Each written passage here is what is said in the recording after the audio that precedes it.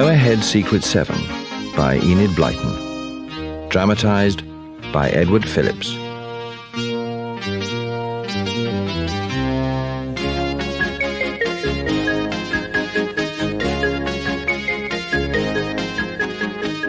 There hadn't been a meeting of the Secret Seven Society for ages, and Peter thought that he really must call one soon. It was true that nothing much had happened lately, but it would never do to let the society come to an end. But you can't solve mysteries unless there are some to solve, thought Peter, so we'll have to think up something useful to do till an adventure comes along. He called a meeting for the very next day, immediately after school. His mother suggested that all the members should have tea first, and Peter's sister Janet had carried everything down to the shed, which was their headquarters. There were 2 enormous jugs of hot cocoa, and ranged on a shelf behind were 7 plates of food, which Janet checked carefully. Honey sandwiches, sardine sandwiches, buttered buns, donuts, a chocolate cake baked today, and a jam sponge sandwich. I think that should be enough, Peter, don't you? Oh, here they come. It's Pam and Barbara, and Colin's with them. Password? I'm most awfully sorry, Peter, but it's such ages since we had a meeting that we'd forgotten it. Oh well, it's Jack Spratt, but come in anyway. Thanks. I'm sorry about the password. It's all right. We ought to choose a new one anyway. Password? Jack Spratt. Hello. What's the meeting about? Anything special?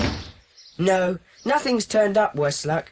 But we can't let our society fizzle out because we wait and wait for something to happen. We'll talk about that later.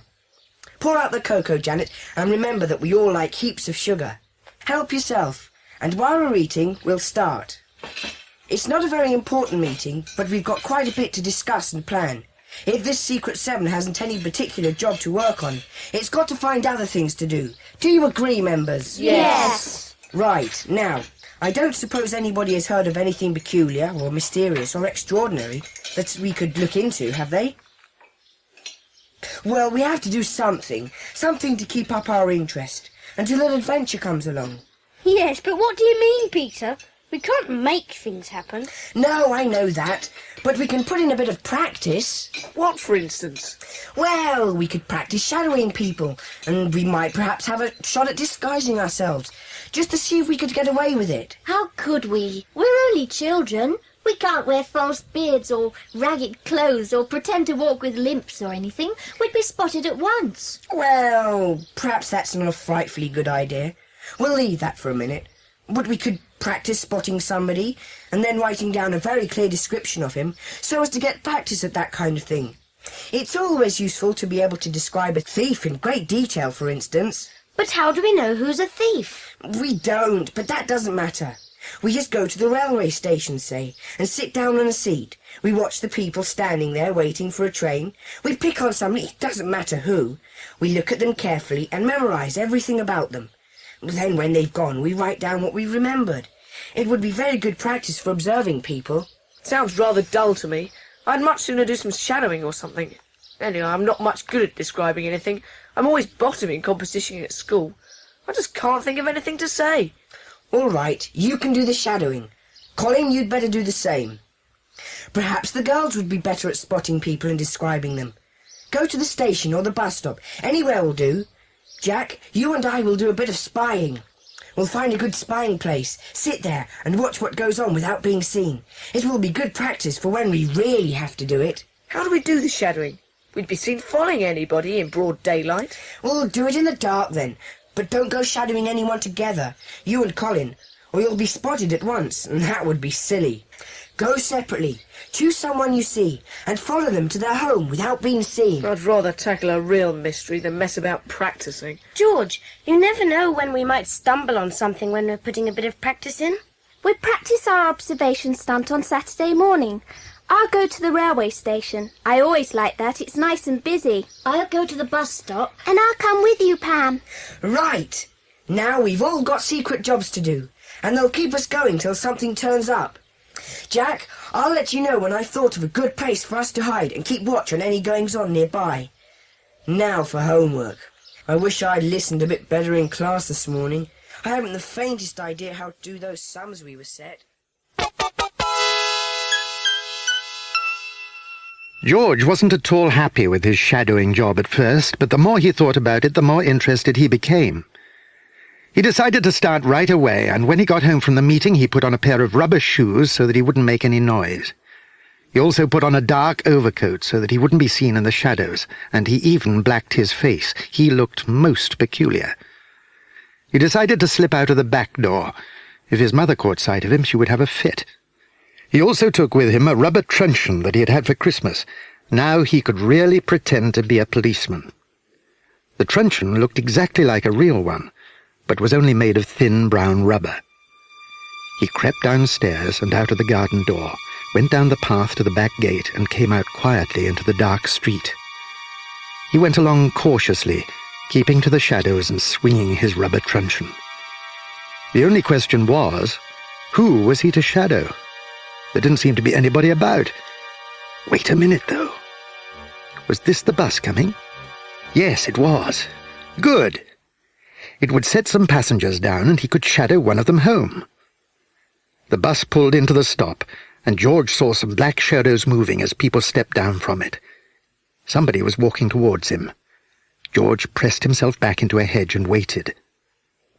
The man was a tall, stooping fellow, wearing a bowler hat and carrying a bag. As he passed, George came out from the bushes and began to follow him, keeping well into the darkness of the trees. Down the road to the corner, round the corner, carefully and cautiously, there was the man ahead of him, halfway down the road. George trotted on after him. He decided to get a little nearer so that he could see exactly where the man lived when he went into his house. He quickened his pace, his eyes on the stooped figure ahead of him. But unfortunately, he was so anxious not to lose sight of the man that he completely forgot to check behind him. And then, suddenly... Just what do you think you're doing, creeping along in the dark like that? What's this you've got on your wrist? A truncheon? Don't tell me you meant to use it, you wicked little scoundrel. And why is your face blacked up?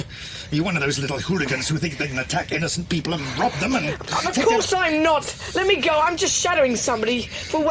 Just for practice, that's all. So you are up to no good. I followed you right from the bus, you little wretch. I watched you hiding here and there, creeping round corners, following that old fellow with a bag. Come along with me. I'm taking you to the police station. Oh, please don't do that. My mother would be so upset. Take me home. I'll tell you my name and address and come with you, and I can explain everything there. Well, all right. I'll take you home and have a word with your father. What you need is a good hiding. On Monday evening, immediately after school, there was a special emergency meeting of the Secret Seven. They all knew what it was about. It was about George. I expect Peter's told you everything that happened. It was just, well, bad luck, that's all. I went out on shadowing practice and I got caught. I now resign from the Secret Seven. Oh, no. Here's my badge. Thank you for letting me belong. I think that's silly. I'm very, very sorry to go, but Dad says I must. In fact, he insists on it. I'm to have nothing more to do with the society. Well, I think it's horrid of him. No, he's not horrid. It was that man's fault. He caused all the trouble, making such a fuss about me. He knew I wasn't doing any harm. Who was he, George? Do you know? No idea. I'd never seen him before. When Dad asked him for his dress, he said he'd just arrived and was staying at that little hotel, called the Starling. He didn't give his name. I've a good mind to go and find out who he is and tell him what I think of him. Yes, that's a good idea. You and Colin and me will go, Jack. It's the least we can do for poor old George. I must say I couldn't understand why he had to be so jolly interfering. Even when I told him who I was and where I lived, he was just as mean. Starling's Hotel. I'll just write that down in my notebook.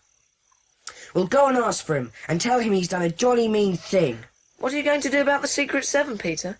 I mean, you're only 6 now I'm out of it. Will you be the Secret Six? No, we began as the Secret Seven and we'll go on as the Secret Seven. You can't just suddenly change a society as important as ours. Well, you'll have to get a 7th then. I shall hate that. Who will you get? Lenny? Richard? No. Hadn't we better all put up somebody's name and then vote on it? That's if we've got to have someone else. I shan't much like anyone in George's place. You will like the one I'm all thinking of, I promise you. Who is it? He's with us here tonight. But he will only be a temporary member, just till we get George back again.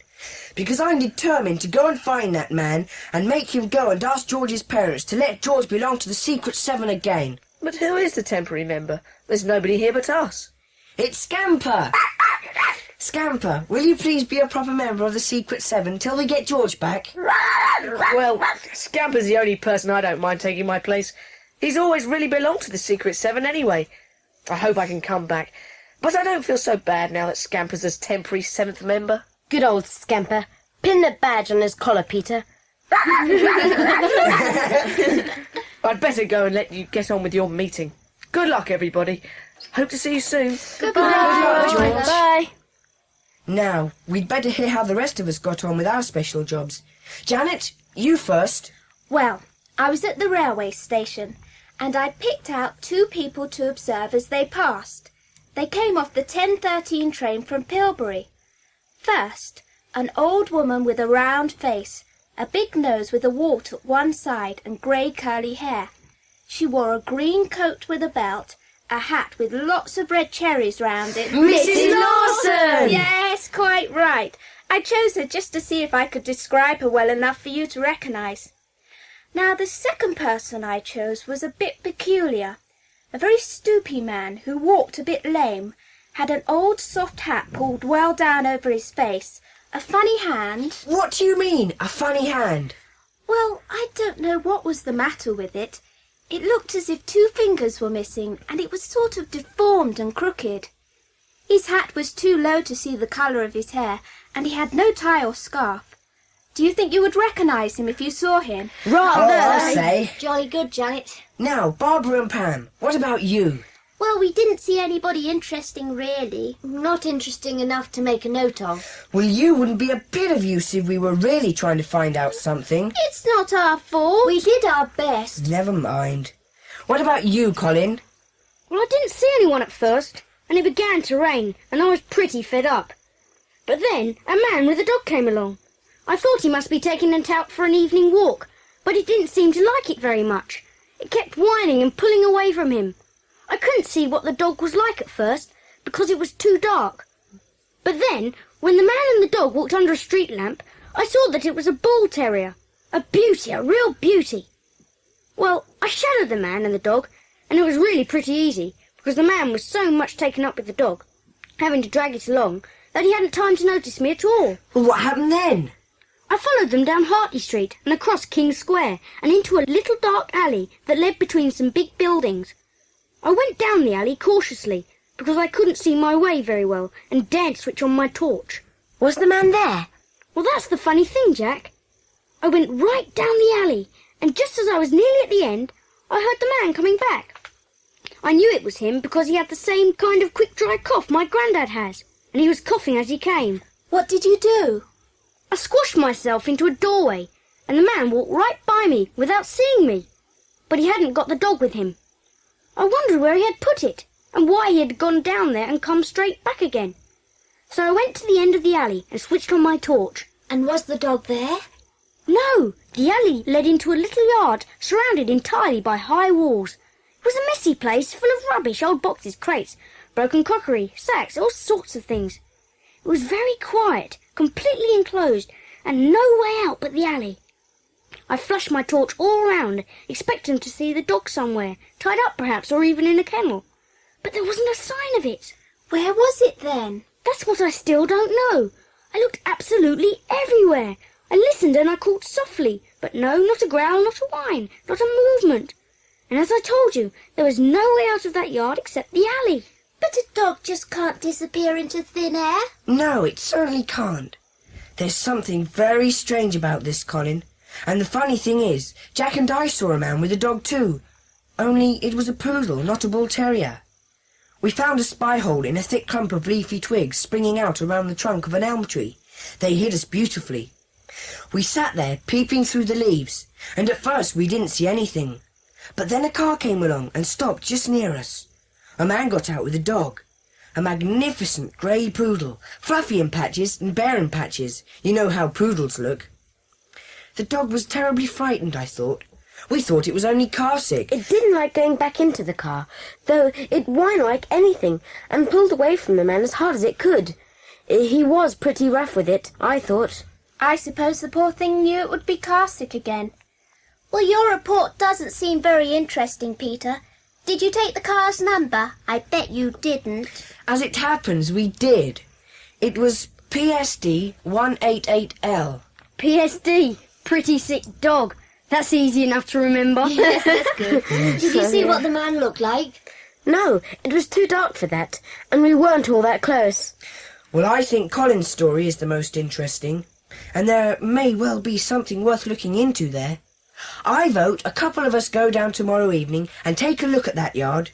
What a pity George isn't in this too. Peter, do go to that hotel and tell that man he's got to go and tell George's parents they're to let him join the Secret Seven again.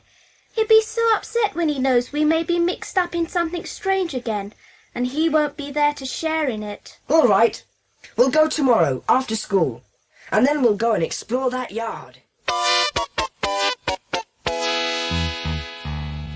So, after school the next afternoon, Colin, Jack and Peter set off for Starling's Hotel.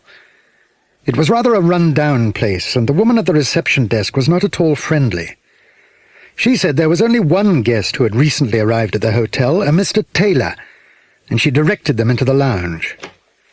As they entered, Taylor looked up with a scowl on his face. What do you want? It's about George, our friend. The boy you caught the other night. You thought he was up to no good, but actually he was only putting in a bit of shadowing practice. He belonged to our secret society, you see. Now his parents have told him he can't be a member anymore. Well, it's got nothing to do with me. He shouldn't play the fool. He wasn't. I tell you, we're a very well-known society around these parts. The police know us very well. We've helped them many a time. What are you talking about? You ring up Inspector Harrison and ask about us. Well, whether you're friends with the police or not, I'm not having any more to do with George or whatever his name is.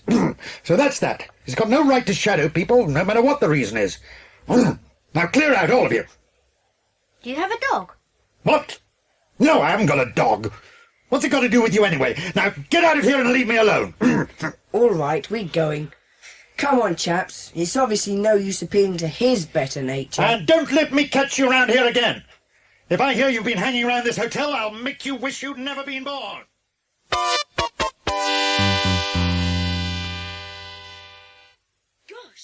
wasn't a pleasant man. Yes, as soon as I saw him, I knew he was the kind of fellow that likes to get people into trouble.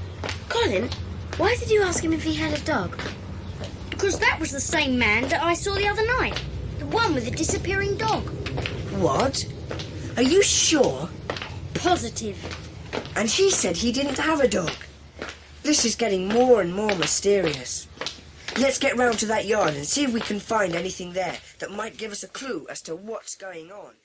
It took them a quarter of an hour to get to King's Square, for Starling's Hotel was away at the other end of the town. They crossed the square and made their way cautiously down the alley to the yard. It was enclosed by high walls and overlooked by one or two dusty little windows. Peter hoped that no one would suddenly open a window and yell to them to clear out. They turned that yard upside down, growing bolder as nobody disturbed them. They looked absolutely everywhere, in all the nooks and crannies, under every box and crate. They searched the walls carefully, looking for a door into one of the neighbouring buildings. There were none. And in the end they stopped and looked at each other in bewilderment. There was absolutely nowhere that dog could be hiding, and no way it could have got out of the yard. Well, I don't know, Colin. There's everything here but the dog. Are you absolutely certain this is the right yard? I'm positive. I recognise the doorway there in the alley where I hid when that man came past. And I remember that pile of old boxes and that rusty pram. Well, we've looked into every crate and box, and every corner where a dog could be, and there's no sign of it. Though I doubt if any dog would keep quiet if he heard us rummaging about. Hang on a minute, Jack. Shine your torch down here, by this big tea chest. Well, I'm blowed. Look at that. What is it? It's an iron lid. Probably the lid of a coal hole. We nearly missed it in the dark. Yes, but I don't see what... Colin, it's the lid of a coal hole. That means that underneath here there's a coal cellar. So that's how it was done. It's a big hole. Plenty big enough to take a dog. Even a large one. You mean the dog was pushed down into the coal cellar? I'll bet you anything you like that's what's happened. Let's get that lid up and take a look down there. It's been moved recently. It's not as caked with dirt around the edges as it should be. But why push a dog down through a coal hole? What an extraordinary thing to do. Come on, give me a hand to shift it. Now then, let's have a look.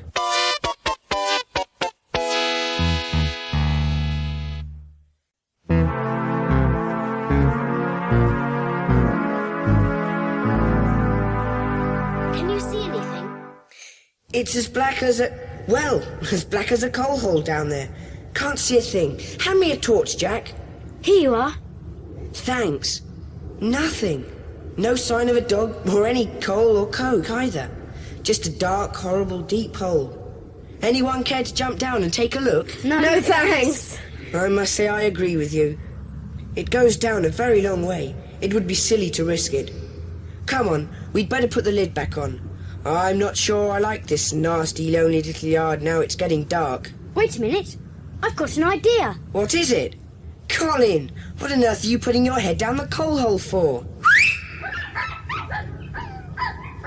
Did you hear that? The dog is down there. And several others too, by the sound of it. They heard my whistle and they barked. Far away somewhere, but they barked all right. So that fella did push the dog down in the cellar, and probably several more besides.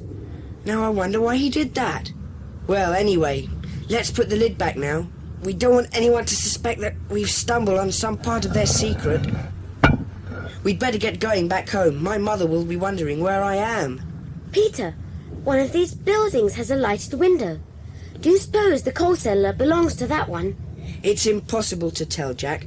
But even if it did, it might not have anything to do with the dogs. Well, it wouldn't hurt to take a look. If we could find out what sort of place it is, it might just possibly give us a clue. All right. The building with the lighted window should be the one on the left-hand corner of the alley. Let's just take a look on the way back. If it is an office of some sort, there should be a sign on the door.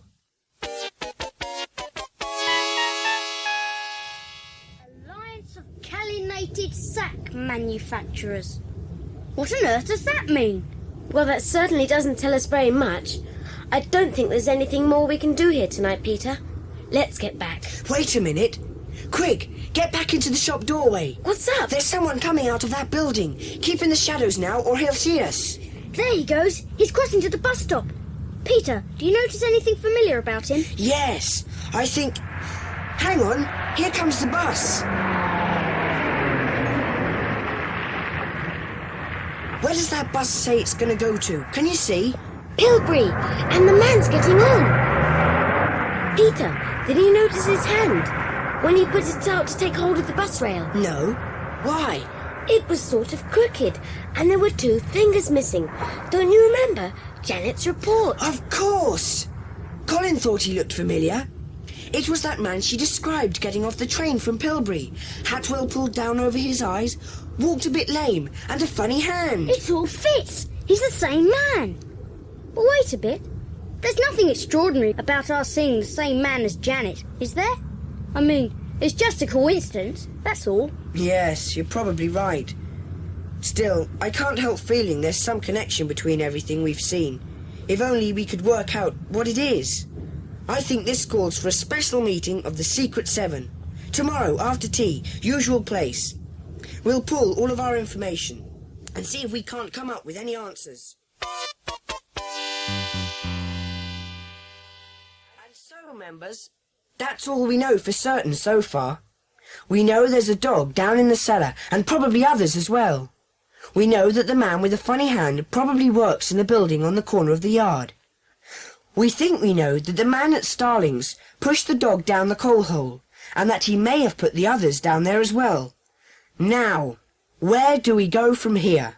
I think that the man you saw getting on the bus was definitely the same one I saw at the station. He probably lives at Pilbury.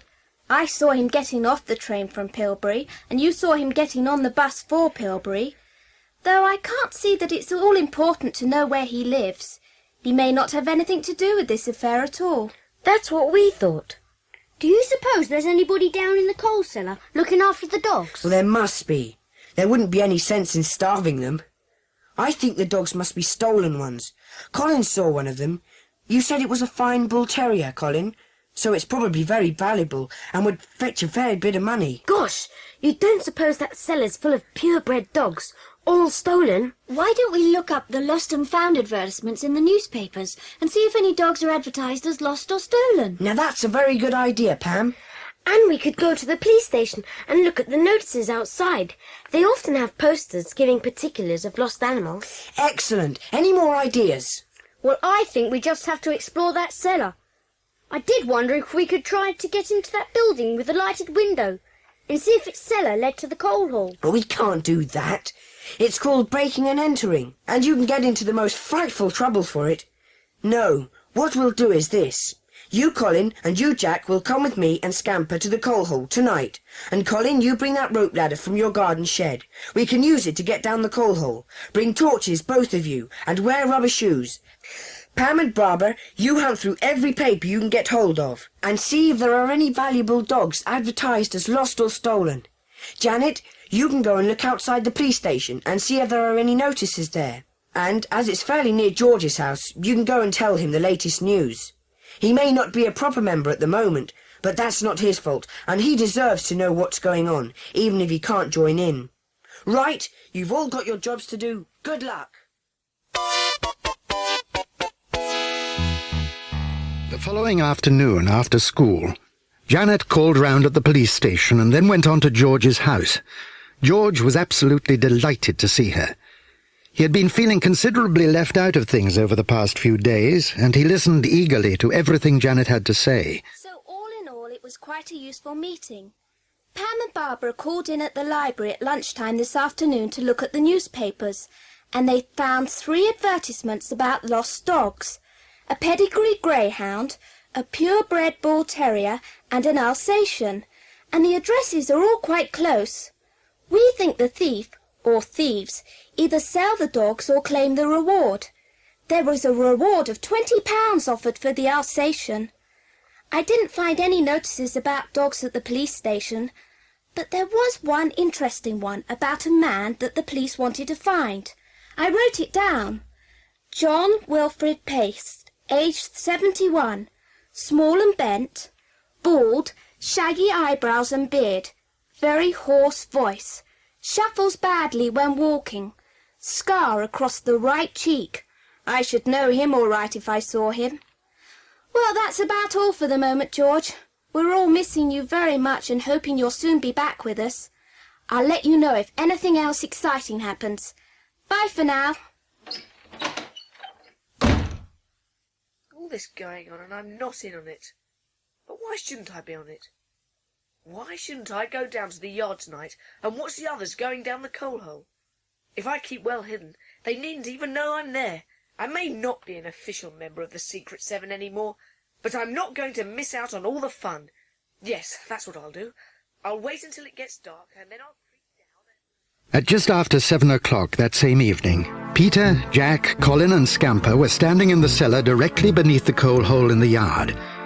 They had got down quite easily with the aid of Colin's rope ladder, and Peter and Jack had managed to get Scamper down too, much to his surprise and puzzlement. They found themselves in a gloomy underground room, so large that the beams of their torches couldn't penetrate into the furthest dark corners. Well, here we are. I only hope that man doesn't come along again tonight. He's only got to pop that lid on and we're trapped. We couldn't possibly lift it from the inside. Now there must be a way out of this cellar. Let's take a look round. Is that a door over there? Yes, and there's another one over there. There's one over here too. Which one do we take? Scamper, come back! Where are you going? He's gone to the door at the top of those stairs. Do you think he's heard something? Why are you scratching at the door? There's something in there, all right. But it can't be anything dangerous, or he'd be barking. Come on, let's take a look.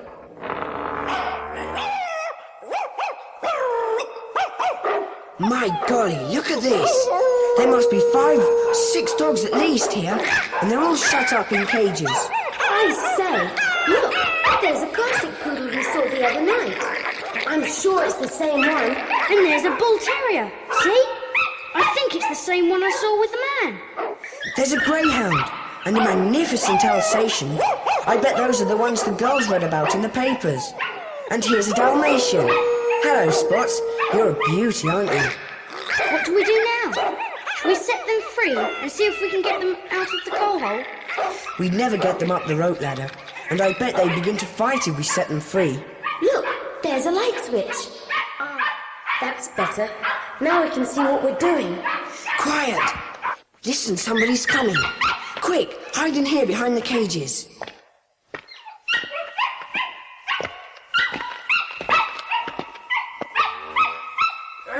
Come on, Chica. We'll see if all the lords and ladies are all right. I don't think nothing of the likes of you and me.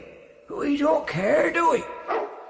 Well, my high and mighty ones, you're worse off than little Tinker here. You lost your old masters, but you still got his. You may be worth your weight in gold, but you give all you got for a nice long walk, wouldn't you? What's the matter, Tinker? What are you doing behind those cages? What are you found, a rat? Oh, wow. More visitors. Coming out. It's no use trying to hide. Tinker spotted you. Who are you? What are you doing here? Well, where did all these dogs come from? Why are you keeping them down here? Oh, I don't know where they come from. It just comes and goes, comes and goes.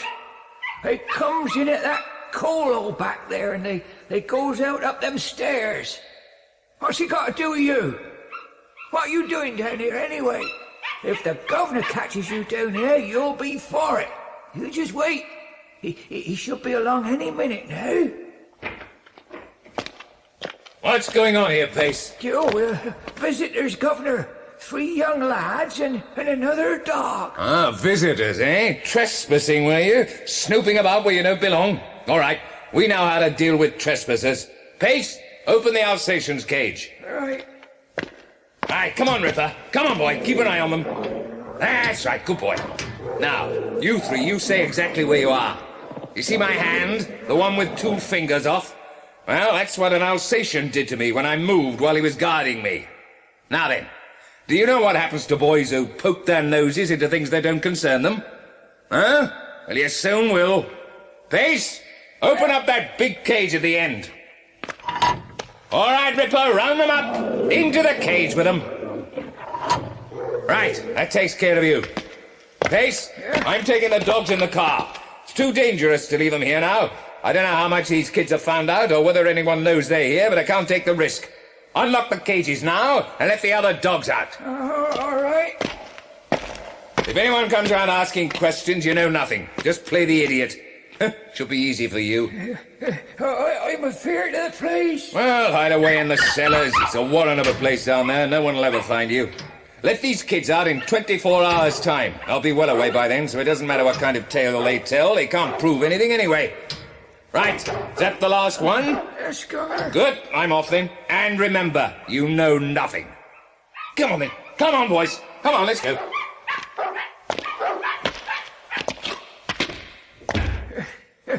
I told you, didn't I? No, you're in a right mess. Serves you right. I don't like boys, nasty, tormenting creatures. I always said as they did ought to be shut up in cages, and now here you be, locked in my cages, and nobody knows where you are. And shall I tell you something else? If so be as the police come after me and take me, I'll not tell 'em about you. If poor old John Pace is going to be shut up, then you can stay shut up too.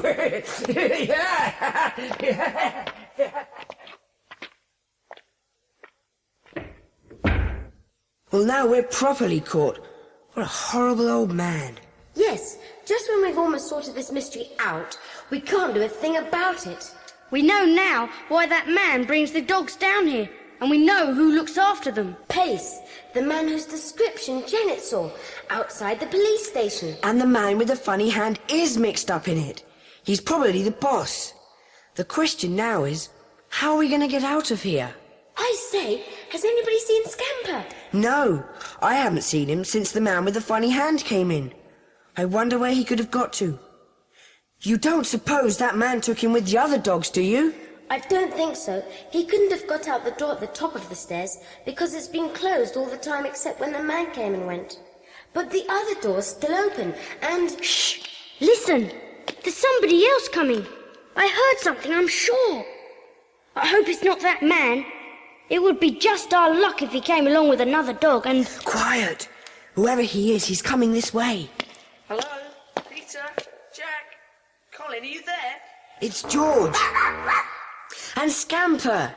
George, what on earth are you doing here? There you are. What are you doing in that cage? George, I've never been so pleased to see anyone in all my life. But what are you doing here, George? I knew you were coming down here tonight because Janet told me. I thought I'd come too, even though I don't belong to the Secret Seven anymore. I thought I'd just watch. I saw you go down. I was hiding in that yard. Well, I never. What made you come down into cellars then? I waited ages for you to come back, and you didn't. And then I suddenly heard old Scamper whining like anything down in the coal hole. So I hopped out of my hiding place and came down the rope ladder. Scamper led me here. But what on earth has happened? It's too long a story to tell you now, George. Take a look around and see if you can see any keys anywhere. Let's hope to goodness that old man didn't take them with him. There are some keys on this nail. Hang on, I'll see if one of them fits.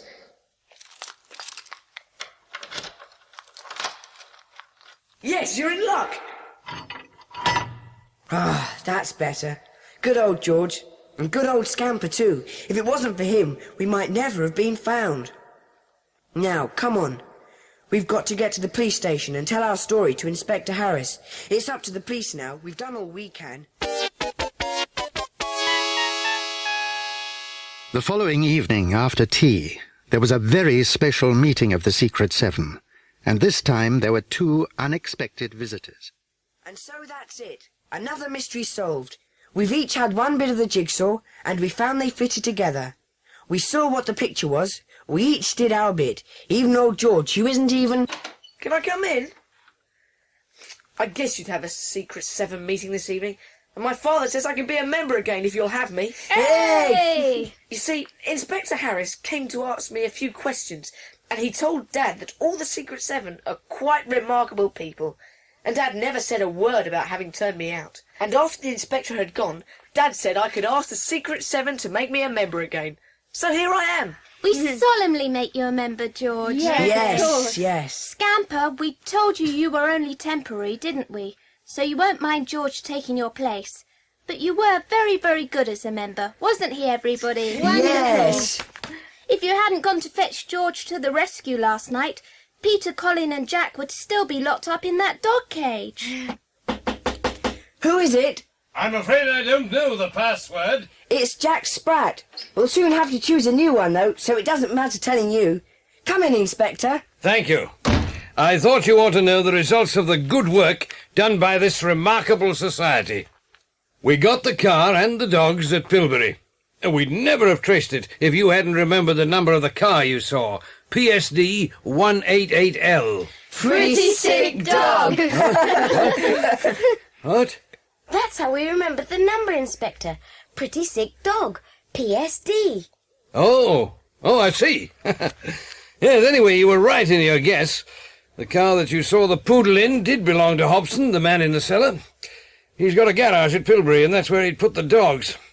Goodness knows how many dogs he's stolen and sold. Oh, and we also got the old caretaker fellow, Pace. He's a poor old stick, a bit feeble-minded, but clever enough to help a dog-stealer, it seems. We got Taylor, too, down at Starling's. He's a bad lot.